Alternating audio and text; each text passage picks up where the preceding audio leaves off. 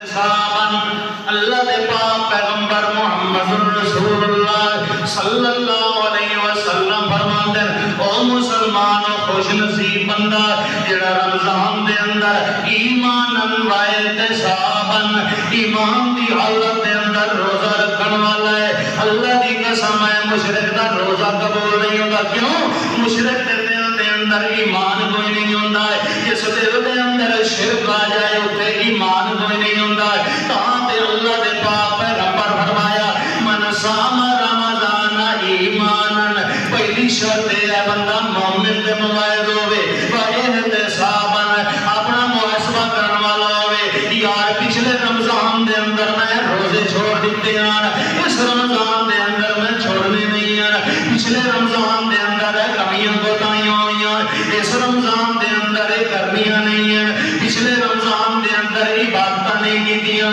اس رمضان دے اندر اتنی کرنیاں۔ اللہ دے پاک پیغمبر محمد رسول اللہ فرماتا ہے ایمان تے احتساب دی حالت دے اندر اپنے نفس دا محاسبہ کریں دے جڑا بندہ روزے رکھتا ہے وہ پھر اللہ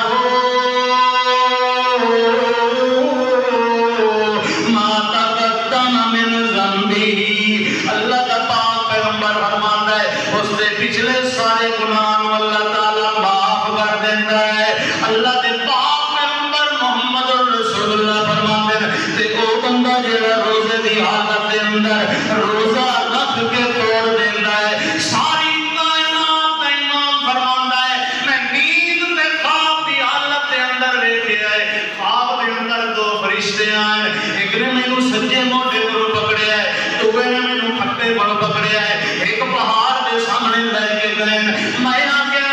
فرشتے ہو او اللہ دا پیغام لے کے آون والے ہو، اے پہاڑ میں محمد رسول اللہ نہیں چڑھ سکتا، اس کی چڑھائی تو بڑی اوکھی ہے، میں اس پہاڑ تے نہیں چڑھ سکتا۔ صحیح ابن حبان دے اندر حدیث ہے، صحیح ابن خزیمہ دے اندر حدیث ہے، مستدرک حاکم دے اندر بھی حدیث ہے۔ اللہ دے پاک پیغمبر نے انہاں فرشتیاں نوں آکھیا میں محمد رسول اللہ اتنی اوکھی چڑھائی نہیں چڑھ سکتا۔ انہاں فرشتیاں نے آکھیا یا رسول اللہ صلی اللہ علیہ وسلم اساں نوں پکڑ کے پہاڑ کی چوٹی تے لے جانا ہے، اللہ نے تواڈے واسطے رستہ آسان کر دینا ہے۔ اے فرشتیاں نے موڈیاں کو پکڑیا ساری کائنات دے امام نوں پہاڑ کی چوٹی تے لے کے گئے، اٹھے جا کے اللہ دے پاک پیغمبر فرماتے ہیں حتی اذا كنت فی سواء الجبل اذا باصوات شدیدہ، اللہ دا پاک پیغمبر محمد رسول اللہ فرماتا ہے پہاڑ دے کنارے تے جا کے